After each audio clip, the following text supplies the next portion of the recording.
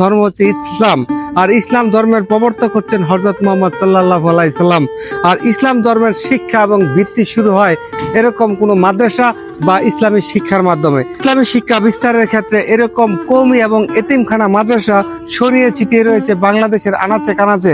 তারই ব্যতিক্রম নয় এই গাজীপুর জেলার কাপাসিয়া উপজেলার সনমানী ইউনিয়নের চরসনমানিয়া গ্রামের এই মোল্লাবাড়ি অংশে প্রতিষ্ঠা করা হয়েছিল 1996 সালে।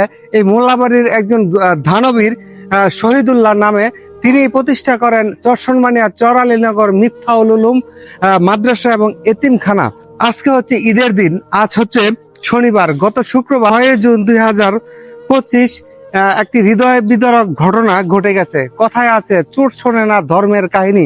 আসলে চোর যখন ধর্মের কাহিনী শোনে না অথবা ধর্মীয় প্রতিষ্ঠান থেকে যখন চুরি হয় তখন মনে লাগে অনেক কিছুর ভয়, কারণ সেখানে ইমানের রয়েছে অনেক অবক্ষয়। আসলে আমাদের এই শিক্ষা ব্যবস্থা এবং আমাদের সমাজ ব্যবস্থা এবং আমাদের নিরাপত্তা সবকিছুর ক্ষেত্রে যেন একটা ভয় কাজ করে।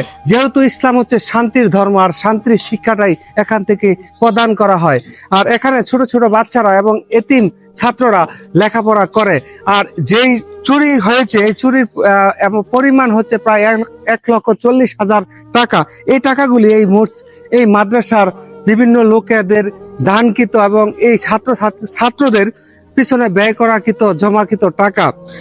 এই মাদ্রাসার বর্তমান মুহতামিম শুক্রবার রাত 2 ঘটিকার সময় প্রাকৃতিক ডাকে বাইরে যখন বাহির হয় তখন উৎপেতে থাকা চোরেরা প্রথম তাকে ধরে হাত পা বেঁধে এই রুমে রেখে তার কাছ থেকে চাবি নিয়ে প্রায় 1,40,000 টাকার মতো ছিনিয়ে নেয় এবং তাদের সাথে ওনার ভাষ্যমতে আরো 4 জন ছিল, অর্থাৎ 4 জন সংঘবদ্ধ চোর যারা এই মাদ্রাসা থেকে এতিমখানার মূলধন চুরি করে 1,40,000 টাকা মতন।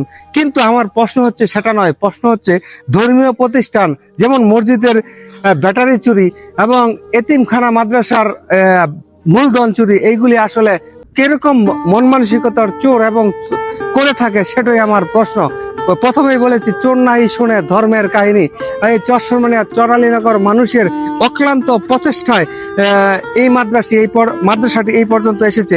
তবে আমি যথাযথ কর্তৃপক্ষের কাছে উদারত আহ্বান জানাবো যথাযথ তদন্তের মাধ্যমে প্রকৃত ঘটনা উদ্ঘাটনের জন্য এবং এই মাদ্রাসার গচ্ছিত ফান্ডের যে টাকা সেই ফান্ডের টাকাটা সকলের দানকৃত টাকা, সেই টাকা অত্র মাদ্রাসার ছাত্রদের জন্য বিভিন্ন কাজে ব্যয়কৃত টাকা, সেই টাকা চুরি হয়েছে। আর যেহেতু আজকে ঈদের দিন এই 2 গ্রামের মানুষ মন থেকে ভালোবাসে এই মাদ্রাসাটাকে, তাই দেখেন পশুর যে কুরবানি করেছিল, যে ত্যাগ স্বীকার করেছিল, সেই পশুর চামড়া বিনামূল্যে এখানে দিয়ে দেই আমরা। অর্থাৎ প্রতি বছরই এরকম করে থাকি। এই বছরে প্রায় 200 থেকে 250-এর মতো চামড়া এখানে আসবে। এই চামড়া এখন প্রক্রিয়াজাতের কাজ চলছে, কারণ প্রক্রিয়াজাত করে না রাখলে কম মূল্যে বিক্রি করতে হয়। পরবর্তীতে এই চামড়াগুলো ভালো দামে বিক্রি করে এই মাদ্রাসার ভালো একটা মূলধন হয়।